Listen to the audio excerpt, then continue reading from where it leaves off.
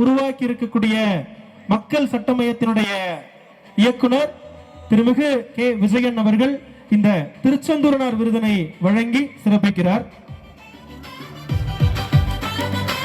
அதே கல்வி வழிகாட்டுதல் மையத்தில் படித்து இன்றைக்கு மக்களின் குரலாக சட்டமன்றத்தில் ஒலித்துக் கொண்டிருக்கக்கூடிய அண்ணன் பொன் ஜெய்சீலன் அவர்கள் பொன்னாடை அணிவித்து கௌரவிக்கிறார்.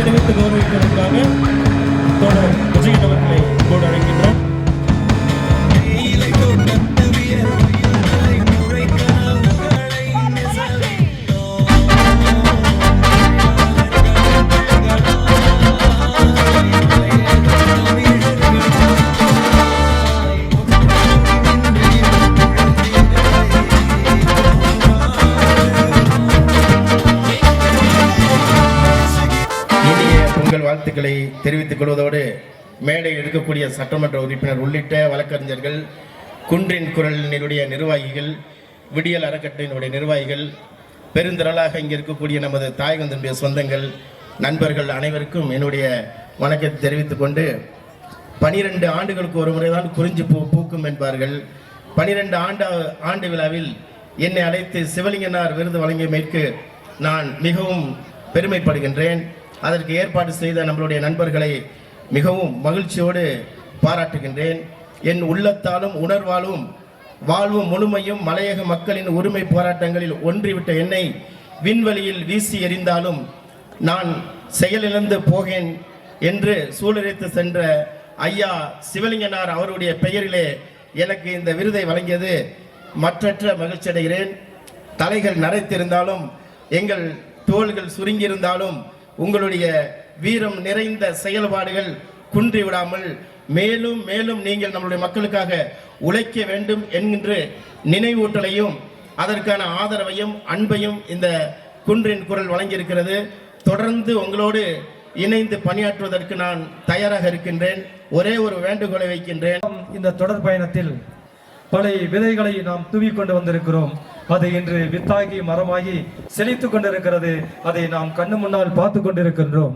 அந்த வேளையில் மலையக மக்கள் மறுவாழ்வு மன்றத்தில் மூலமாக அனைவரும் ஒன்று சேர்ந்த நாம் இன்று ஒரு தொலைநோக்கு பார்வையில் இந்த மக்களுடைய விடியலுக்காக, இந்த மக்களுடைய போராட்டத்தை, இந்த மக்களுடைய உரிமைகளை, பிரச்சனைகளை எந்த வழியிலாலும் இந்த அரசுக்கும் மக்களுக்கும் தெரியப்படுத்த வேண்டும் என்பதற்காக களப்பணி ஆற்றியவர்கள் மேடையில் இருக்கக்கூடிய அருமை சொந்தங்கள், பெரியவர்கள், நம்முடைய தோழர்கள், அவர்களை குன்றின் குரல் சார்பாக பெருமைப்படுத்துவதில் பெருமை கொள்கின்றோம்.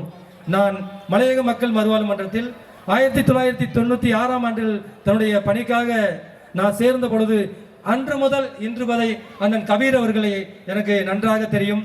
இருவரும் ராம்சந்த் பகுதியிலே மிக நெருக்கமாகவும் அவருடைய செய்கின்ற பணிகளை ஒவ்வொரு துளியாகவும் என் கண்ணு முன்னால் நான் பார்த்ததுண்டு.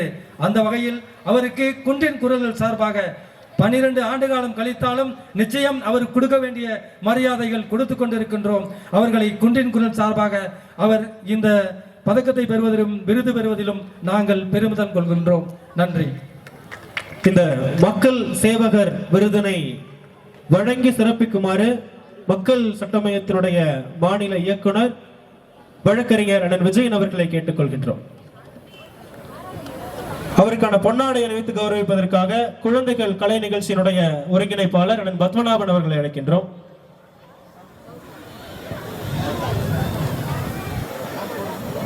நல்ல கை தட்டுங்க. ஆம்புலன்ஸ் பார்த்துருக்கீங்களா? கபீர் ஆம்புலன்ஸ் எப்பயுமே சுழண்டுகிட்டே தான் இருக்கும். கோயம்புத்தூர் போனா கூட நம்ம கிட்ட சைடு ஓவர்டேக் அடிச்சுட்டு போயிட்டு இருப்பாரு. அந்த மாதிரி இந்த பகுதியிலிருந்து எந்த மக்கள் சமவெளி பகுதிக்கு ஒரு இதுக்காக ஒரு சென்றாலும் கூட அவர்களுக்கான சிறந்த சலுகை விலையில் வழங்கி கொண்டிருக்கிறார். ஏறத்தாழ பல விஷயங்களுக்கு விலையே இல்லாம செய்து கொடுத்து கொண்டிருக்கக்கூடிய அவர்களுக்கு வாழ்த்துக்களை தெரிவித்துக் கொள்கின்றோம். அதை தொடர்ந்து ரெப்கோ வங்கியினுடைய பேரவை உறுப்பினர் அவர்களை குறித்து ஒரு சிறு உரையாற்றுவதற்கு நிதி செயலாளர் அண்ணன் கதிரேசன் அவர்களை மேடைக்கு வருமாறு அன்போடு அழைக்கின்றோம். 2026 ஆண்டுக்கான குன்றின் குரல்கள் பெருமையோடு வழங்கி சிறப்பிக்கும் மலையகத்தின் குரல் விருது பெற இருக்கிறார் BS குமார் அவர்கள். அவர்கள் குறித்த சிறு உரை அண்ணன் கதிரேசன். அனைவருக்கும் வணக்கம். ரெப்கோ வங்கி அப்படின்னா கோத்தகிரியில் உடனே PS குமாரை போய் பாருங்க அப்படிங்குவாங்க. ஒவ்வொரு ஆண்டும் இவ்வளவுக்கு நான் சேவை செஞ்சிருக்கேன் ரெப்கோ வங்கியில் அப்படின்னு சொல்லி புள்ளி விவரத்தோட பதிவுகளை கொடுக்கக்கூடியவர். ஆரம்ப ஏறக்குறைய கோத்தகிரியில் லுங்கி கட்டி இருந்தா அடிச்சா அடிக்கலாம் அப்படிங்கிற ஒரு நிலை இருக்கும்போது பல்வேறு தலைவர்களை அழைத்து வந்து இந்த கோத்தகிரி மண்ணிலே போராட்டங்கள் பலவை செய்து தாயகம் திரும்பிய மக்களுக்காகவும் சரி மற்ற இங்கே இருக்கக்கூடிய மக்களுக்காகவும் சரி பல்வேறு போராட்டங்களில் பங்கேற்றவர், போராடி சிறை சென்றவர், குண்டா சட்டத்தில் கைதானவர், இப்படி எண்ணற்ற மக்களுக்காக சிறை சென்று மக்களுக்காக தொடர்ந்து பணியாற்றி கொண்டிருக்கக்கூடிய எங்களுடைய நண்பர்.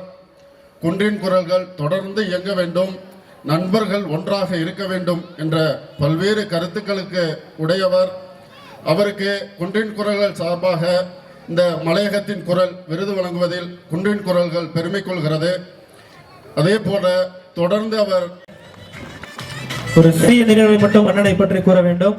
சமீபத்தில் நம்முடைய உதகை வழக்கறிஞர் முனிரத்னம் அவர்களுடைய மகள் மலையரசி லண்டனுக்கு சட்ட மேற்படிப்பிற்காக சென்றிருந்தார். அவருக்கான ஒரு பாராட்டு நிகழ்வினை பாக்கிய நகரில் ஏற்பாடு செய்திருந்தனர். அப்போது அண்ணன் கண் கலங்கி அந்த ஆனந்த கண்ணீரை அங்கிருந்த மக்கள் அனைவருமே பார்த்தனர். அந்த காலத்தில் மட்டுமல்ல, இப்போதும் கூட வளர்ந்து வரும் இளம் தலைமுறையினருக்கும் ஒரு சேவையாற்ற வேண்டும் என்கின்ற ஒரு உயரிய நோக்கம் கொண்டிருக்கக்கூடிய BS குமார் அவர்களுக்கு மலையகத்தின் குரல் விருதினை வழங்கி கௌரவிக்கிறது குன்றின் குரல்கள். உங்கள் பலத்த கரவொலிகளுக்கு மத்தியில் இந்த மலையகத்தின் குரல்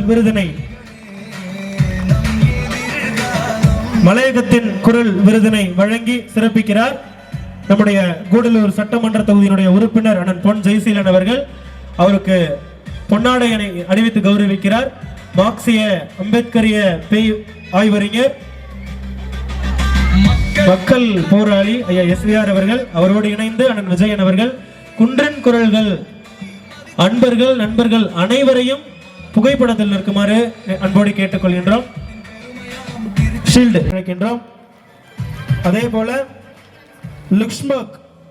ரோசா லுக்ஸ்பர்க் கராத்தே போட்டியில் தங்கப்பதக்கம் வென்ற செல்வி ரோசா லுக்ஸ்பர்க் அவர்களை மேடைக்கு அழைக்கின்றோம்.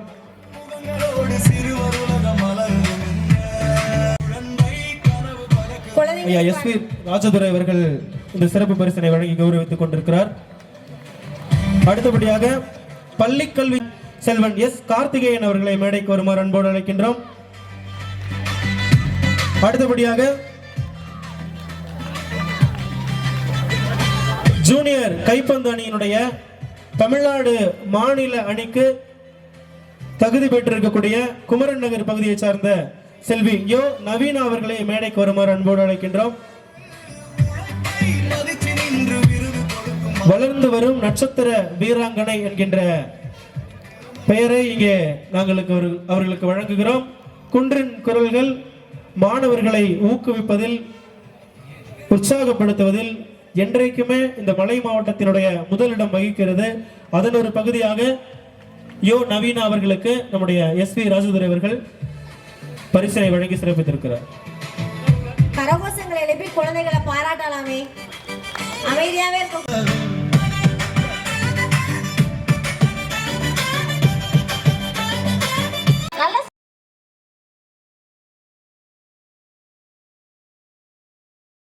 நகர்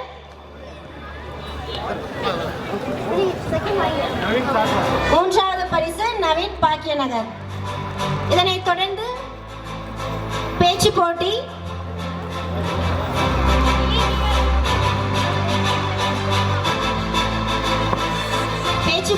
முதலிடம் தமிழ்வெளி குமரன், இரண்டாவது இடம் பரமேஸ்வரி குயின்சோலை. 11 மற்றும் 12ஆம் வகுப்பினருக்கான பேச்சு போட்டி, முதலிடம் தமிழ்வெளி குமரன் நகர், இரண்டாவது இடம் பரமேஸ்வரி குயின்சோலை. கரகோஷங்களை எழுப்புங்கன்னு சொல்லிக்கிட்டே இருக்கணுமா நமக்கு? நாங்க அதுக்கும் ஆடியோ தான் ரெடி பண்ணணும் போல. நல்லா கிளாப் பண்ணுங்க.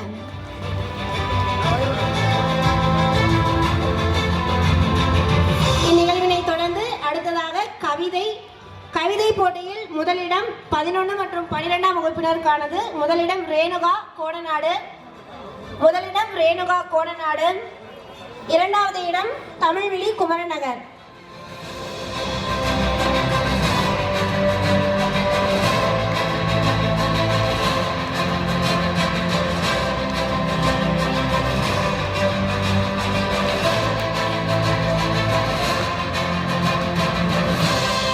காவல் ஆய்வாளர் ஐயா அவர்களுக்கு நன்றி. அடுத்ததாக